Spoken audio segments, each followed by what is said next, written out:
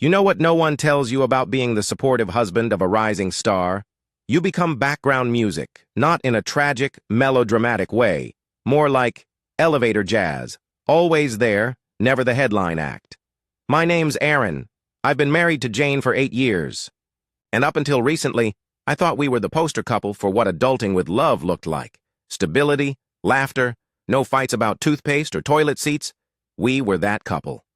The one that makes others slightly nauseous with our relationship goals vibe. We met in college. I was studying computer science. She was double majoring in business and ambition. Jane wasn't the kind of girl who wore makeup to class. She carried a leather-bound planner thicker than most textbooks. She had dreams with bullet points and subfolders. Me? I brought her coffee during all-nighters and became the unofficial snack dealer for her study marathons. I used to joke, even Google doesn't help you as much as I do. She'd roll her eyes, kiss my cheek, and call me her secret weapon. Some guys chase after power. I fell in love with it, in heels, with a sharp mind and a sharper tongue. She once negotiated a professor into extending a project deadline for the entire class. That's the kind of woman Jane is, a walking TED Talk in a pencil skirt. After college, she got hired by one of those firms with a name that sounds like a villain in a Bond movie, Rexley and Vaughn. That's when the pace shifted. Promotions, late meetings, business trips with vague itineraries. I took a remote tech job, set up a home office, and made it my mission to keep our life cozy and smooth. Dinner? Ready at 7 laundry? Folded tighter than a military cot. Emotional support? 24/7 hotline, no hold music. When she got promoted to regional director, I legit made a paper crown that said, Queen of Q4 Revenue, and put it on her head when she walked through the door. We laughed until she cried, or maybe she was just exhausted. Hard to tell. We had Friday night sushi and movie rituals back in the early days. Classic stuff. Spicy tuna rolls and The Princess Bride on repeat.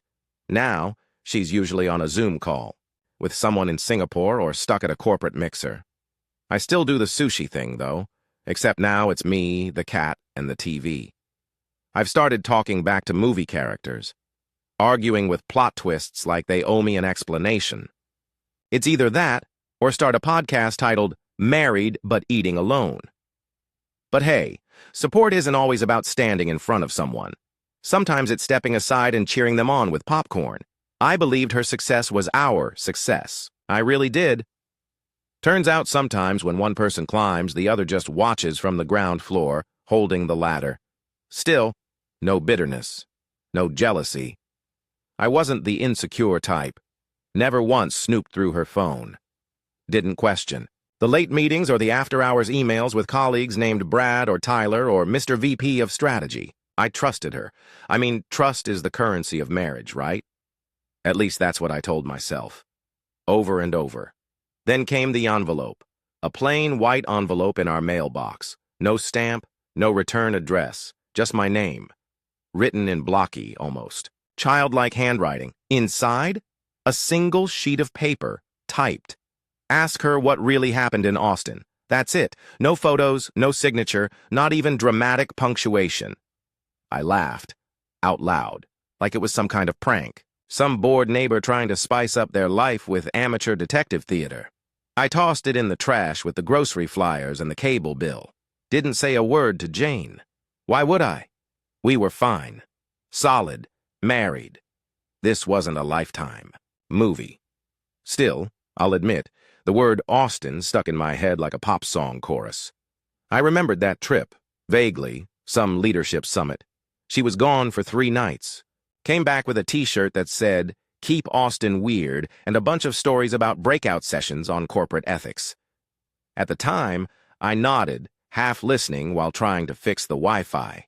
Now? Now I replayed those stories like I was looking for clues in an old crime show. But I didn't ask, because asking would mean admitting I had a reason to doubt her, and that's not who I was, or who I wanted to be. The next week, life went on like nothing had changed. I made her a breakfast burrito shaped like a heart. She sent me a selfie with a Starbucks cup and a caption, Saving the world, one spreadsheet at a time. I smiled, and for a moment, I believed everything was normal. Then came the flash drive. It showed up inside a vitamin bottle. Seriously. I was unpacking the Amazon box, expecting omega-3 gummies, and found a tiny black USB with a neon post-it stuck to it. Plug this in, or keep living in your pretty illusion. S. Now that got my attention, not just because it was weird, but because the handwriting on the post-it matched the envelope. I hesitated. Plugging in anonymous flash drives isn't exactly cyber smart, but curiosity is louder than caution, especially when your gut starts whispering things your heart doesn't want to hear. So, I plugged it into my laptop. Folder name, Austin Nights. Inside, screenshots, dozens of texts, some cropped, some full threads, a few selfies, nothing scandalous. But the tone, the emojis, the timing, let's just say, no one calls their boss troublemaker in a work context. One message read, that. Blue dress should be illegal. Another, still thinking about our team building at the W Hotel. You make conferences dangerous. I scrolled and scrolled, and my chest did that weird thing, tight but hollow, like something was pulling the air out of the room. I didn't cry, didn't throw anything, didn't even curse. I just leaned back and muttered, huh. So, apparently, team building now includes room service and regrets. That night, Jane came home late, again. She kissed my cheek, dropped her bag, and started telling me about some merger that might fall through. I listened, smiled, nodded, but inside, something had cracked. Not shattered, just split, like the first. Quiet snap before the dam breaks. And you know what?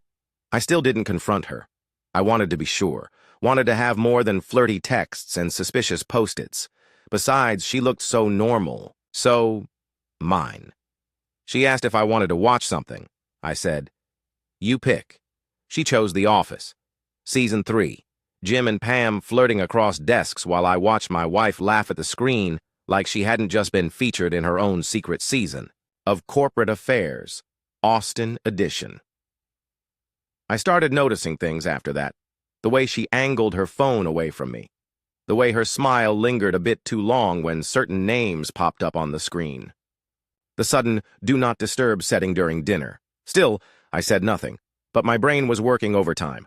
I was becoming a full-blown amateur detective. No trench coat, no magnifying glass, just instinct, Wi-Fi, and a growing playlist titled Evidence? I even started a spreadsheet. Yes, a spreadsheet. Call me cliché, but there's something poetic about using Excel to track betrayal. I didn't want revenge. I wanted truth. And truth, my friend, is rarely polite. That was the beginning. The first page of a story I never asked to be in. A story where the villain didn't wear a mask. She wore my last name and still smiled at me across the dinner table. You. Ever feel like you're living in a movie, but someone forgot to give you the script? That's what the next few days felt like. I kept going through the motions. Wake up, make coffee, reply to emails, act like I wasn't unraveling inside. Jane would kiss me goodbye, throw on her power blazer, and disappear into her world of quarterly reports and corporate lunches. And I'd sit there, sipping my coffee, watching the cursor blink on a blank document, wondering how long you can love someone before they turn into a stranger with your favorite coffee mug. Then came the second message. Same. Mailbox. Different flavor. It was a tiny cardboard jewelry box, the kind that usually holds earrings or a bracelet. Inside, another flash drive, this one wrapped in a piece of notebook paper, college-ruled, torn at the edges. No greeting. Just still. Think she's just working late? S. I plugged it in immediately. Same folder name format. Austin Nights Part 2, like some sick episodic series. This time there were more screenshots. Sharper, closer, juicier. Photos of Jane and, her team lead. The same guy from the earlier messages. They weren't kissing. But let's just say if body language could talk, theirs would have been rated PG-13 on a slow day. One was them in a hotel lounge, heads together, laughing like teenagers skipping class. Another, Jane in that damn blue dress. The one I remember folding for her before she left. She said, just in case there's a formal dinner. Well, guess dinner turned into dessert. Still no direct proof. No smoking gun. But I'm not a moron. One text hit harder than the rest. Wish we had more nights like that. Austin was perfect. I stared at the screen, then closed the laptop and just sat there. Quiet. Still. You ever hear your own heartbeat in your ears? It's weird. Like your body's trying to remind you you're alive, even when your soul's busy buffering. Later that night, Jane made meatloaf. From scratch. Said she felt guilty for all the takeout we'd been having. Cute. I chewed slowly, watching her talk about something her assistant messed up. She laughed. I smiled. But in my head, she smiled across the table like everything was fine. And I smiled back like I wasn't reading her betrayal in HD. I didn't confront her. Not yet. See, I'm not the dramatic kind. I don't scream, I don't flip tables, I don't show my hand before I've got a full deck. Instead, I waited. Watched. Took notes. Literally. I made a list. Not a dramatic burn book or anything. Just facts, times, dates, names, behavior shifts. Little things that didn't feel little anymore. Like how she started sleeping with her phone under the pillow. Or how she took calls outside on the porch, midwinter, like she suddenly discovered a passion for hypothermia. One night, she said she had a strategy dinner with her team. I said, "Cool. Want me to pack you something? You know how you hate hotel chicken," she blinked. "Just for a second. No need," she said. "It's catered. Right. By room service, probably." Later, after she left, I poured myself a whiskey and sat on the porch where she usually took those mystery calls. It was quiet. Too quiet. That kind of quiet where even the wind feels like it's listening. That's when I saw the third note, tucked between two pieces of junk mail in the mailbox. Sloppier handwriting this time, maybe rushed, from one cheated spouse to another. "There's more. Let me know if you're ready. S." Now we had a pattern. And a name. Or at least an initial. I spent an hour staring at that note like it might decode itself. Then, I did something I hadn't done since college. I got drunk. Not blackout drunk, just honest drunk. You know, that sweet spot where your mouth and your brain finally stop arguing. I opened the laptop again, stared at Jane's texts, the selfies, the lingering looks, and then I laughed, not because it was funny, but because sometimes laughter is the only thing keeping you from shoving your fist through drywall. I opened a notepad and started typing like I was writing Yelp reviews for Betrayal. Some men shout when they're hurt. Me? I study. I watch. I wait. The next few days were oddly peaceful, like the calm before the storm, except I was the one holding the storm in my pocket. She kept smiling. I kept smiling back. We were two actors in a play neither of us auditioned for. She thought I was still in the dark. I thought she was still worth saving. Turns out, we were both wrong. Then came the dinner. One of those midweek sit-downs we tried to do at least twice a week. No phones, just conversation. Like normal couples. Remember those? She poured wine. Told me about her boss's awful tie collection. I nodded, swirled. My glass. She asked if I was okay. Said I seemed off. I smiled. Just tired? Lie. I was wide awake for the first time in months. Mid-meal, her phone buzzed. She glanced, then flipped it face down. I took a bite of asparagus, chewed slowly, and said, "Still talking to Mr. Tie Collection?" She froze for half a second, then smiled. "Just team stuff. End of quarter stuff." I nodded. That night, I didn't sleep. Not because I was angry, but because the pieces were fitting together too neatly, like someone had built a puzzle from my life and left out the one piece that mattered. Honesty. And the more I thought about it, the more I realized something. I used to think silence meant peace. Now I know silence can mean calculation. I needed more. I wanted the rest of the story. So I responded. Wrote a single line on a piece of paper and taped it to the inside of our mailbox. "I'm ready." The next day, it was gone. Nothing in return. Not yet, but something had shifted. I wasn't just a husband anymore. I was an investigator, a man with a mission. And Jane? She was about to find out that I'm a lot harder to lie to than I... Look. You ever notice how lies don't die loudly?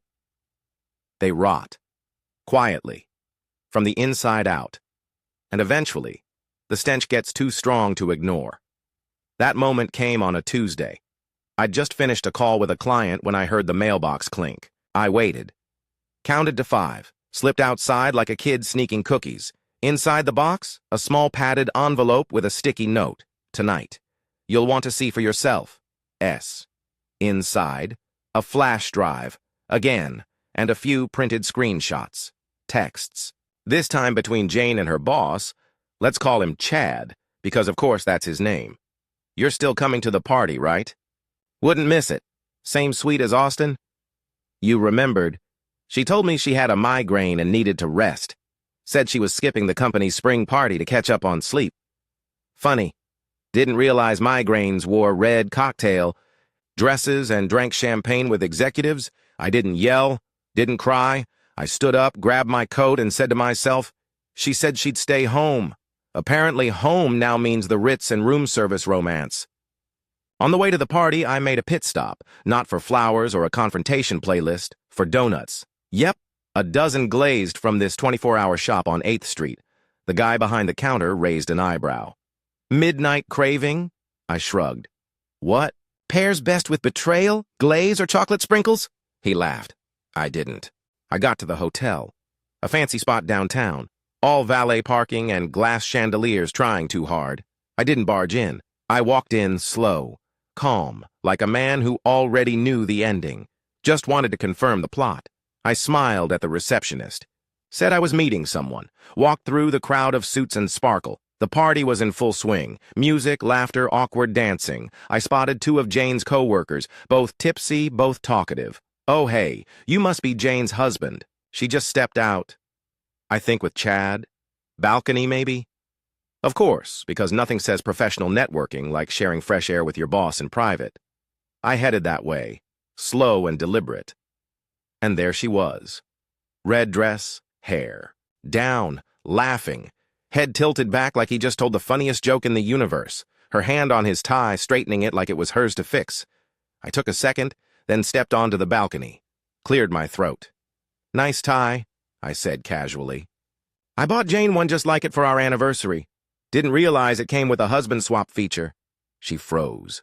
Chad turned around like a raccoon caught in headlights. Jane whispered, Aaron, what are you? I held up my hand. No need. I know. I've known. For a while now. Just thought I'd see it live instead of through text bubbles and blurry selfies. Chad stammered something about being professional. I cut him off. Relax, Chad. I'm not going to punch you. That would require you being worth the effort. I turned to Jane. She looked like a statue. One of those expensive ones that cracks easy.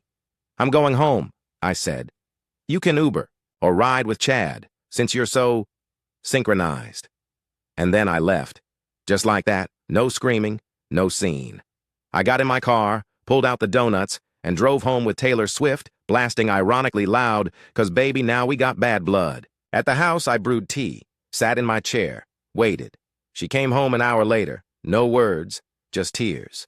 In a week, let me explain. I gestured to the table, laid out neatly, the flash drives, screenshots, printouts, a highlighter circle around.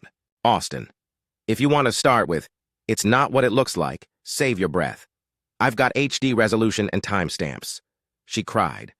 I sat, not cold, just done. She said she never meant to hurt me. I said, you didn't trip into this. You walked in, heels clicking, phone in hand, heart elsewhere. She whispered, it was a mistake. I nodded. No, forgetting to pay the electric bill is a mistake. This was a choice, with receipts. She slept in the guest room. I didn't check on her. Next morning, I found a note on the counter. I didn't want to hurt you. I grabbed a pen and wrote underneath, you just got carried away. Then, I called Sandra. Yep, S finally had a name. Turns out her husband, Chad the corporate Casanova, wasn't a first-time offender. She found out months ago. Had been collecting evidence. Said she recognized the pattern when she saw Jane. We talked for an hour. No flirting, no rebound talk. Just 2 people comparing wounds. At one point, she said, you seem calm. I said, "Yeah, strong men don't shatter. We adjust," she laughed. "You should trademark that." The next day, I packed Jane's things, carefully, respectfully, no bleach. No slashing, no burned photos in the fireplace, just her clothes, her books, her trophies, all boxed up. I left them in the trunk of her car. On top, a small envelope. Inside, her wedding ring and a note. "You wanted freedom. Here it is. Just without the husband attached."